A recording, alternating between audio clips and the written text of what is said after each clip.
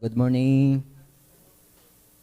Isa ko pong natutunan doon yung yung hindi dapat talaga mahiya yung mga lalaki.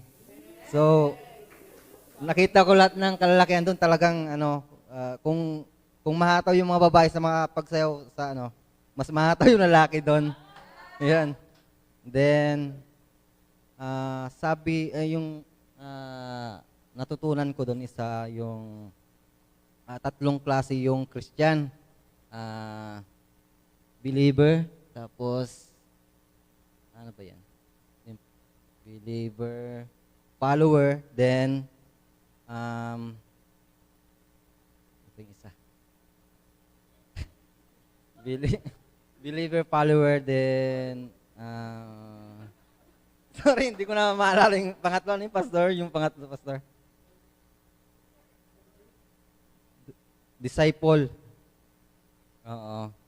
Kasi yung believer daw ano lang, yung naniniwala lang. Din yung disciple, nandun na lahat. Kaya thank you kay Lord sa opportunity na yun na nakasali po kami. Then ayun.